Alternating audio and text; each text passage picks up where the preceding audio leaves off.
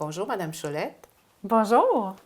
Vous venez d'écrire un livre qui s'appelle Les Échos de l'âme. C'est un livre de poésie.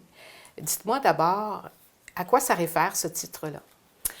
À quoi ça réfère? En fait, c'est que quand j'écrivais les textes, je trouvais que c'était des mots qui étaient vraiment écrits, qui faisaient écho.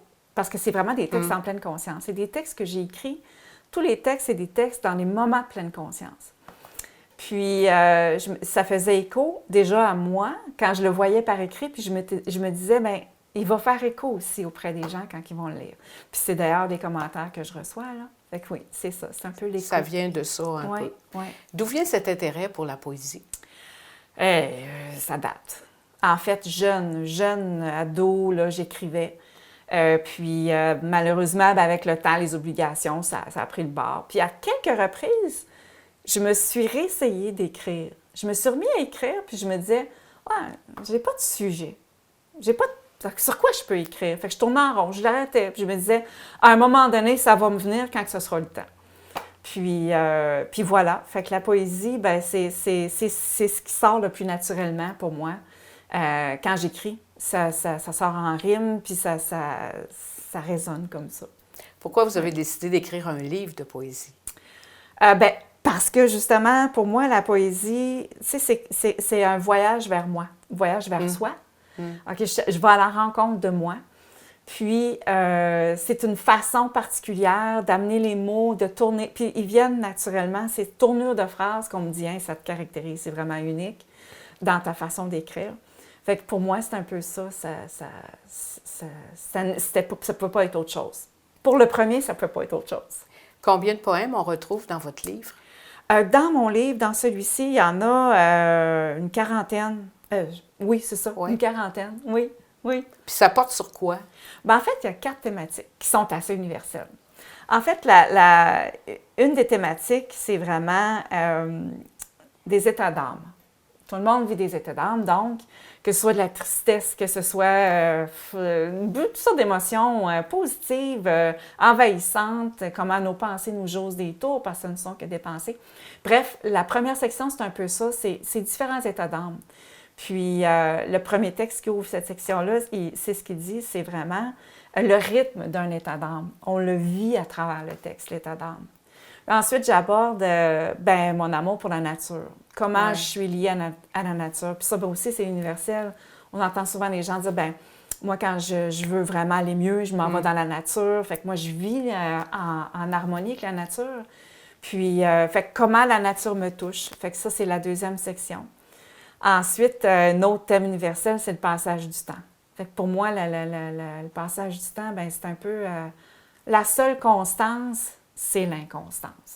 Fait que j'aborde ces notions-là, comment le temps nous file, comment on veut le moment présent, puis d'ailleurs, c'est le seul qu'on a, le moment présent. Là.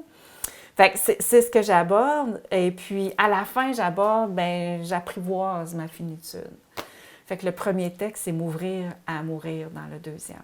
Il est comme en boucle un peu, du début jusqu'à la fin. Ouais. Là, il y a comme une suite qui se fait. Il y a une suite, puis le dernier, les gens qui vont le lire dans cette chronologie-là, c'est ce qu'ils me disent, c'est qu'ils, je veux pas, c'est ça. Quand ils arrivent dans cette section-là, ils font OK, on voit là, le chemin qui se fait, le fil conducteur. Ouais. Est-ce que votre expérience professionnelle dans le domaine de la santé mentale vous sert dans l'écriture de votre poésie? Ah, oui, toujours. En fait, ici, dans ce livre, c'est justement des textes en pleine conscience. Puis moi, en 2011, je cherchais des outils pour mes clients. Puis j'explorais différents outils. Puis j'avais lu Le pouvoir du moment présent d'Eckhart Tolle. Ça m'avait rejoint, mais c'est quand je suis tombée sur le livre de Christophe André, Méditer jour après jour, ça a fait comme OK, c'est ça.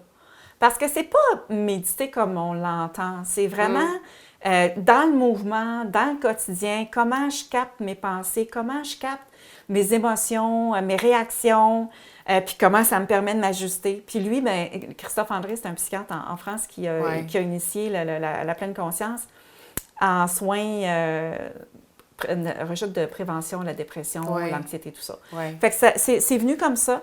Fait que pour moi, puis là, j'ai commencé à pratiquer, j'ai intégré d'autres, Nicole Bordelot, qu'on connaît au Québec, bon. Fait que c'est devenu une pratique quotidienne pour moi, de tous les jours, mais de plusieurs heures dans une journée, la pleine conscience. Fait que c'est un peu ça. Fait que pour moi, naturellement, les textes que j'ai écrits, c'est des textes de moments en pleine conscience. Ah, d'accord. Puis votre couvert, est-ce que vous pouvez nous expliquer qu'est-ce que ça signifie? C'est comme je suis proche de la nature ici, je sors souvent, je me promène sur le terrain un peu partout, puis je prends des photos. Puis quand j'ai vu la photo, je l'ai captée au bout du terrain en 2021, en octobre. Et je me suis dit, quand je l'ai vu, j'ai fait comme, ça c'est ma couverture de livre. Puis, parce que moi, ce livre-là, en fait, il a été publié, mais je l'ai vu, je l'ai imaginé avant. Le titre m'est apparu dès les premiers textes en 2021. Puis, l'image, quand je l'ai vue, j'ai même fait faire un graphe. J'ai pris une artiste canadienne qui m'en a fait une illustration. Puis, à partir de cette illustration-là, j'ai fait un couvert. J'ai fait vraiment le prototype, je dirais. Et puis, je me suis posée avec ça là, dans les mains à la fin de 2021. Là. Fait que, puis, il a été publié en 2023. Au niveau de... Ici, je voulais vous demander, qu'est-ce que ça représente pour vous, la poésie dans votre vie? La poésie, là, c'est le chemin vers moi. Ça c'est ce qu'il y a comme de sacré. Parce que, en fait, quand j'écrivais des textes, sans le savoir, tu t'empruntes un chemin. J'emprunte un chemin. Puis, je vais quelque part, je fais comme, tiens, non, ce texte-là. D'ailleurs, tous les textes que j'ai écrits puis qui ne sont pas dans le livre, on voit, OK, là, on parle de quelque chose ici, et ici, on parle d'autre chose. Mais ce n'était pas prévu. Et cette autre chose va m'amener à écrire d'autres choses. Fait que finalement, c'est un fil conducteur, mais quand je l'écris, le texte, sur le coup, je ne sais pas. J'ai pas prévu. Il y a quelque chose qui est de l'ordre, je ne sais pas si c'est mythique, synchronicité ou je ne sais trop, là. Parce que la synchronicité, c'est quand même... c'est un concept là, qui m'intrigue beaucoup. Oui, c'est vrai. Vous utilisez un nom d'emprunt. Quel est-il pour votre Eléa livre? Nchali. Oui, ça vient d'où? Ça vient d'où? C'est un charivari de mon nom. Ah oui? Nathalie Cholette. C'est toutes des lettres qui sont dans mon nom. En fait, je me suis amusée. Je dis, j'étais dans un élan créatif. Je pourrais avoir un nom de plume. Et là, je me suis amusée avec un logiciel, avec des lettres de mon nom. Puis finalement, ça sort plusieurs propositions. Puis celui-là, ça a fait comme, wow, c'est mon nom de plume. Juste pour ça. C'est vraiment... C'est juste ça, parce que je me demandais pourquoi utiliser un nom d'emprunt. Vraiment pour le fun. Ou un pseudonyme. Oui, mais vraiment, parce que au début, c'est ça, quand j'ai fait l'exercice, je me suis dit, c'est donc bien beau, puis pourquoi pas? Parce que, dans le fond, tu sais, j'ai ma photo en arrière. C'est pas dans le but de ne pas dire... Puis d'ailleurs, je le publie, j'en parle à mon nom, dans mon réseau LinkedIn, dans toutes mes choses. Mais c'est ça, c'était vraiment pour m'amuser. C'est original. Oui, c'est ça. Parlez-nous donc aussi du processus au niveau de l'édition. Est-ce que ça a été difficile pour vous d'éditer votre livre? Comment vous avez procédé? Comment j'ai procédé? Bien, c'est ça. C'est que au début 2022, j'ai envoyé tous mes textes à un éditeur. Et puis, bien sûr, en attendant, je me suis dit, tant qu'à attendre, je vais faire autre chose. Je vais travailler mes textes avec une coach d'écriture. Fait que je suis allée chercher, j'ai trouvé une coach littéraire avec qui j'ai commencé à travailler mes textes. Puis finalement, j'ai reçu un refus parce que j'avais envoyé tous mes textes. Beaucoup d'éditeurs? À l'éditeur, à cet éditeur-là. Okay. Et bien sûr, il n'y avait pas de cohérence. Fait qu'on a commencé à travailler avec Josiane Toulouse, ma coach, qui la cohérence. On a enlevé qu'est-ce qui se référait pas à ce livre. Après ça, on a dégagé, tu as vraiment 4 concepts, là. Fait qu'on a vraiment créé, elle m'a aidé à faire la structure, à tout ça. Donc, après ça, j'ai recommencé à l'envoyer à des éditeurs l'année passée, en 2023. Et puis, un beau matin, parce que moi, pour écrire et pour faire avancer ces projets-là, je dois prendre des congés. Je travaille à temps plein. Ouais. Fait que je m'étais pris une petite vacance début juin l'année passée, puis j'ai dit, bon, mais je vais me remettre là-dedans. Je suis tombée sur cet éditeur-là qui est en France, puis j'ai envoyé mon texte, j'ai dit, bon, ben il faut que je me prépare, c'est sûr, je vais signer le contrat. En France, en plus? Oui. C'est quoi le nom de la maison C'est d'édition? les éditions Les Trois Colonnes. Ah oui? OK. Oui. Parce qu'eux, ils éditent, le distributeur, c'est Hachette. Oui. Hachette Distribution, puis c'était pour la francophonie internationale. Fait que je me suis dit, ben pourquoi pas? Ben oui, pourquoi pas? Fait que Ben, je vous félicite parce que c'est pas évident d'éditer des livres de nos jours. Il y en a tellement qui éditent. Ça veut dire que c'est un livre de grande qualité pour qu'on prenne le temps de d'éditer comme ça. Je me demandais comment on peut se procurer votre livre. Bien, par Internet pour commencer, parce qu'il est disponible, mettons, chez les libraires indépendants, par leslibrairies.ca. Donc, il faut contacter son libraire ou voir avec le libraire qui fait partie des librairies.ca s'il est là. Et s'il est là, ils peuvent l'avoir parce qu'ils l'ont. Ouais. Et puis, en ligne aussi chez Renaud-Bré, Archambault, puis aussi Amazon, mais bon, c'est sous toute réserve. Sous toute réserve, mais il est là. Okay. Mais honnêtement, comme par exemple, les Renaud-Bré ou Archambault, ce que j'entends beaucoup, c'est il n'est pas dans tous les magasins. Donc, il faut appeler Renaud-Bré ou Archambault, demander de l'avoir et ils vont le commander, puis on peut aller le chercher en magasin. On peut se le faire livrer aussi, mais je pense que c'est plus compliqué. Là. Il y a des frais et tout ça. Fait que si on peut se rendre à son Archambault, Renaud-Bré le plus près de chez soi, c'est l'idéal.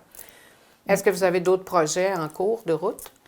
Oui, bien c'est ça. C'est qu'avec tout le matériel que j'avais, j'ai du matériel qui... c'est un projet d'un plus grande envergure. En fait, c'est que j'ai des textes qui parlent de moments précis de ma vie, qui évoquent certains traumas, sans rentrer dans les détails. Fait que, finalement, ce qui m'est venu comme idée, puis j'ai validé avec ma coach, j'ai dit, ça a-tu du bon sens ce que je suis en train de penser là? En fait, je vais écrire l'événement, un peu comme une nouvelle, mais ça va être comme un récit. Ensuite, je vais amener, sous forme d'essai, l'analyse psychologique de ça. Donc, puis ça va devenir un outil. Ah, pour les autres aussi? Oui, exact. Exact. Fait que je vais aborder comment on chemine. Là, c'est mon expérience de clinicienne qui me sert là-dedans. Ouais. C'est dans un vocabulaire très, très accessible, là. C'est vraiment pour monsieur, madame, tout le monde qui va être écrit. Mais comme je travaille à temps plein, c'est quand même un long travail. C'est-tu un peu autobiographique? Oui. OK. Oui. Mais à l'intérieur de ça, on retrouve d'autres choses qu'on peut récupérer pour s'en servir nous-mêmes, pour grandir. Oui, effectivement. Puis c'est parti de poésie, encore là. Oui, c'est des textes que j'ai écrits sous forme de poésie. Oui. Puis ma coach, elle me disait, bien, ça réfère à quoi? Ça réfère à... Fait que je disais, mais ça réfère à ma vie, mes expériences. Fait qu'elle dit, OK, mais ici, tu as quelque chose d'autre, là. Fait que... Puis c'est le but, je me suis dit, bien, pourquoi pas? Ça va effectivement servir. J'ai hâte de lire ça. Pour terminer cette belle entrevue, pour mettre un peu de la lumière puis de la beauté dans le monde actuel, est-ce que vous voulez nous lire un extrait, un poème de ce beau livre-là? J'en ai choisi un qui s'appelle « Liberté ». C'est contextuel? Oui, puis « Liberté », bien, pourquoi j'ai choisi ce texte-là? C'est la trame de ma vie. D'accord. Jeune, c'était ça. C'était de prendre mes décisions, de faire mes choix. Pas toujours bon, là, mais c'est comme ça qu'on apprend. C'est comme ça qu'on apprend. Alors, je vous laisse le soin de nous le lire. Fait que liberté, ça va comme suit. Alors, le ressenti de l'inassouvissement, c'est la semence dans l'inconscient d'un commencement du changement inapparent. On ne le voit pas encore. Tranquillement, il fait une percée vers la conscience, se transforme en énonçable insatisfaction. Là, on commence à le voir. L'esprit confortablement installé dans l'accommodement, paniqué de l'inéprouvé, doit se faire violence, faire l'ultime effort pour s'acclimater, accepter de renoncer à ce qui fait souffrir. Ainsi peut-il s'ouvrir à la maisonnée de la liberté. Ah, merci beaucoup pour tant de lumière que vous mettez dans notre vie aujourd'hui. Merci, Madame Cholette. Bien, merci, ça fait Et plaisir. bonne chance. Merci.